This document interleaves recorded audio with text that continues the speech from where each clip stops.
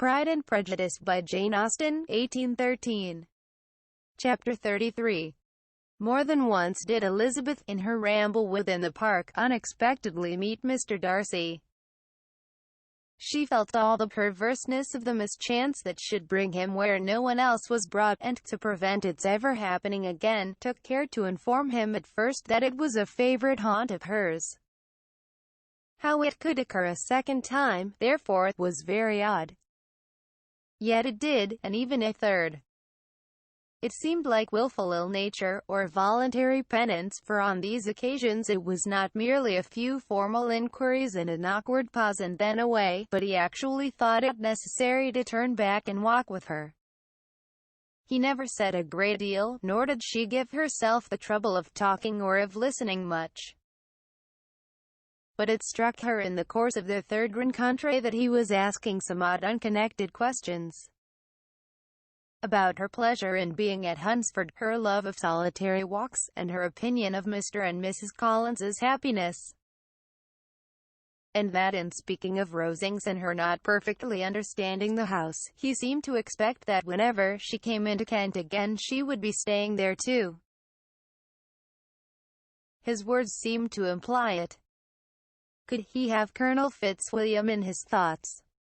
She supposed, if he meant anything, he must mean an allusion to what might arise in that quarter. It distressed her a little, and she was quite glad to find herself at the gate in the Pales opposite the parsonage.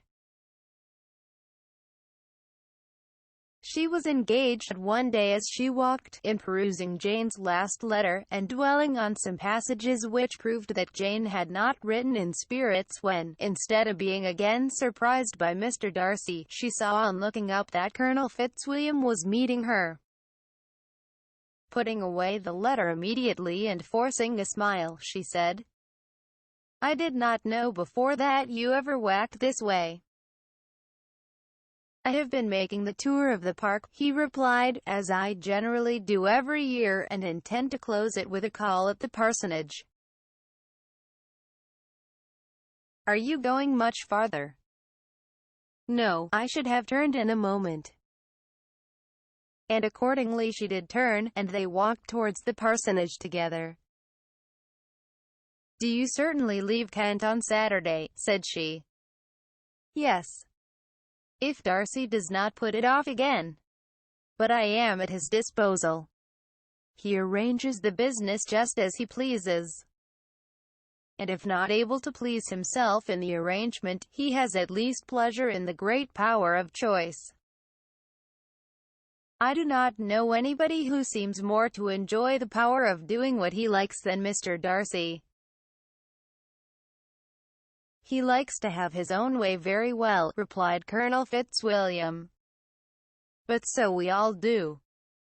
It is only that he has better means of having it than many others because he is rich, and many others are poor.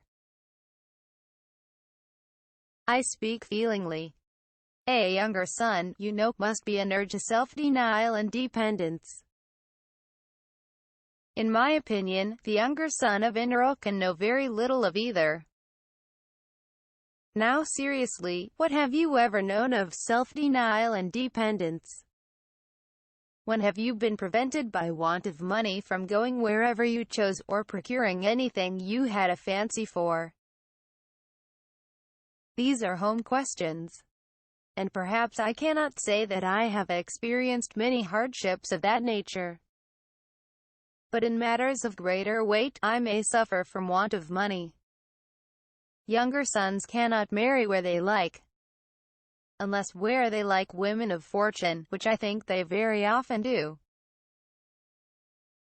Our habits of expense make us too dependent, and there are not many in my rank of life who can afford to marry without some attention to money. Is this thought Elizabeth meant for me? And she colored at the idea. But recovering herself, said in a lively tone, "And pray, what is the usual price of an earl's younger son?" "Unless the elder brother is very sickly, I suppose you would not ask above £50,000. He answered her in the same style, and the subject dropped.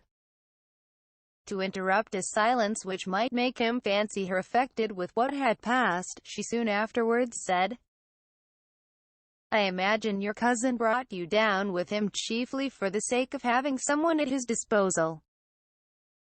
I wonder he does not marry to secure a lasting convenience of that kind.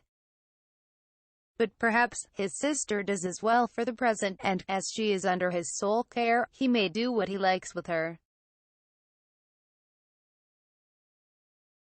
"No," said Colonel Fitzwilliam, "that is an advantage which he must divide with me. I am joined with him in the guardianship of Miss Darcy." "Are you indeed? And pray what sort of guardians do you make? Does your charge give you much trouble?" "Young ladies of her age are sometimes a little difficult to manage, and if she has the true Darcy spirit, she may like to have her own way." As she spoke she observed him looking at her earnestly, and the manner in which he immediately asked her why she supposed Miss Darcy likely to give them any uneasiness convinced her that she had somehow or other got pretty near the truth. She directly replied, "You need not be frightened. I never heard any harm of her, and I dare say she is one of the most tractable creatures in the world. She is a very great favourite with some ladies of my acquaintance, Mrs. Hurst and Miss Bingley. I think I have heard you say that you know them." "I know them a little. Their brother is a pleasant gentleman-like man. He is a great friend of Darcy's." "Oh, yes," said Elizabeth dryly. "Mr. Darcy is uncommonly kind to Mr. Bingley, and takes a prodigious deal of care of him." "Care of him? Yes, I really believe Darcy does take care of him in those points where he most wants care. From something that he told me in our journey hither, I have reason to think Bingley very much indebted to him. But I ought to beg his pardon, for I have no right to suppose that Bingley was the person meant. It was all conjecture." "What is it you mean?" "It is a circumstance which Darcy could not wish to be generally known, because if it were to get round to the lady's family, it would be an unpleasant thing. You may depend upon my not mentioning it. And remember that I have not much reason for supposing it to be Bingley.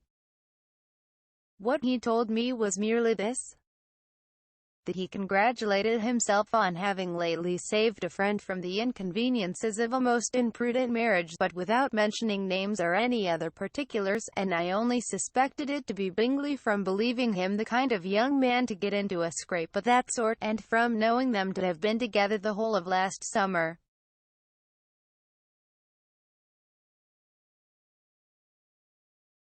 "Did Mr. Darcy give you reasons for this interference?"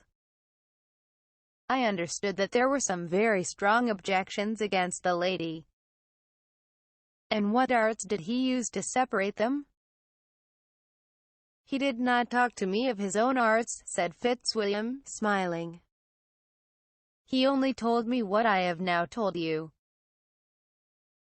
Elizabeth made no answer, and walked on, her heart swelling with indignation. After watching her a little, Fitzwilliam asked her why she was so thoughtful. "I am thinking of what you have been telling me," said she.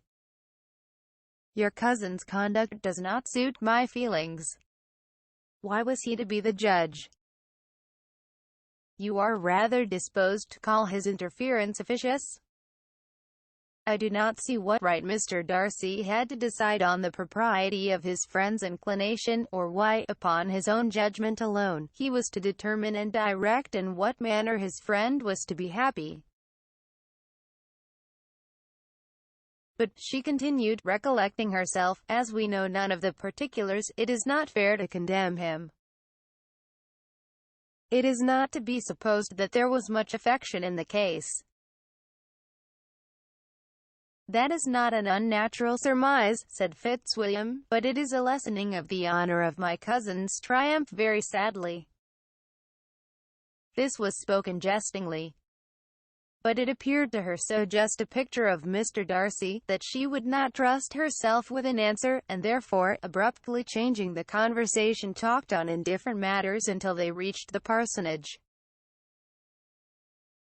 There, shut into her own room, as soon as their visitor left them, she could think without interruption of all that she had heard. It was not to be supposed that any other people could be meant than those with whom she was connected. There could not exist in the world two men over whom Mr. Darcy could have such boundless influence. That he had been concerned in the measures taken to separate Bingley and Jane she had never doubted. But she had always attributed to Miss Bingley the principal design and arrangement of them. If his own vanity, however, did not mislead him, he was the cause, his pride and caprice were the cause, of all that Jane had suffered, and still continued to suffer. He had ruined for a while every hope of happiness for the most affectionate, generous heart in the world. And no one could say how lasting an evil he might have inflicted. "There were some very strong objections against the lady," were Colonel Fitzwilliam's words. And those strong objections probably were, her having one uncle who was a country attorney, and another who was in business in London. To Jane herself, she exclaimed, there could be no possibility of objection. All loveliness and goodness as she is, her understanding excellent, her mind improved, and her manners captivating. Neither could anything be urged against my father, who, though with some peculiarities, has abilities Mr. Darcy himself need not disdain, and respectability which he will probably never reach. When she thought of her mother, her confidence gave way a little. But she would not allow that any objections there had material weight with Mr. Darcy, whose pride, she was convinced, would receive a deeper wound from the want of importance in his friends' connections than from their want of sense. And she was quite decided, at last, that he had been partly governed by this worst kind of pride, and partly by the wish of retaining Mr. Bingley for his sister. The agitation and tears which the subject occasioned brought on a headache, and it grew so much worse towards the evening, that, added to her unwillingness to see Mr. Darcy, it determined her not to attend her cousins to Rosings, where they were engaged to drink tea. Mrs. Collins, seeing that she was really unwell, did not press her to go, and as much as possible prevented her husband from pressing her. But Mr. Collins could not conceal his apprehension of Lady Catherine's being rather displeased by her staying at home.